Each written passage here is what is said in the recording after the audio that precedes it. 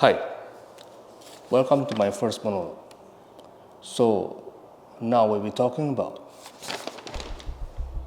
why are Japanese people hard workers?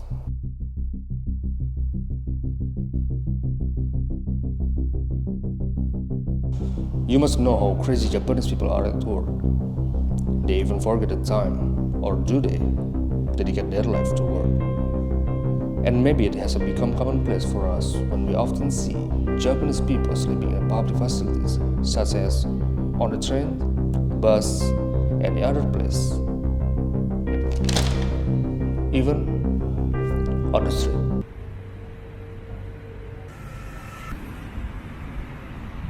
That's why every time they have a little free time, they use it to sleep, because they can even sleep peacefully at home. And then the photo of people sleeping circulate throughout the world and make the world assume that the work environment is scary, because it is only intended for people who work hard. According to data, Japanese people work 48 hours per week for 5 days, and every month they work overtime 80 to 100 hours, which means they work overtime 5 hours per day.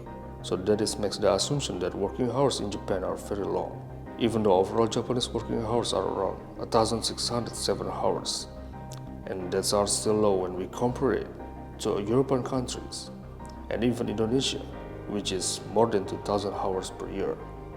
In fact, even though Japan is known as a workaholic country, but its productivity is still quite low when we compare it to the other countries. But we also have to look at the other factor.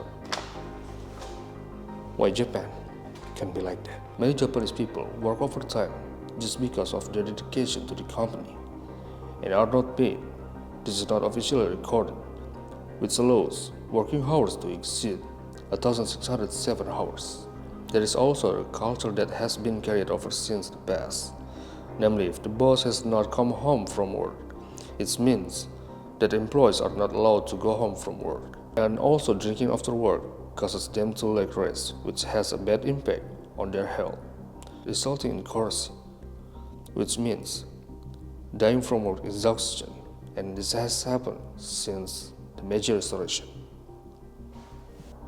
The dedication of Japanese people to this crazy work makes Japanese people reluctant or even unwilling to take leave, which ultimately makes workers in Japan unhappy, even though the holidays are intended to refresh the minds and mentality of workers.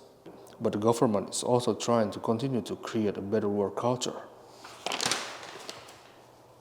for the future. So see you in the next monologue.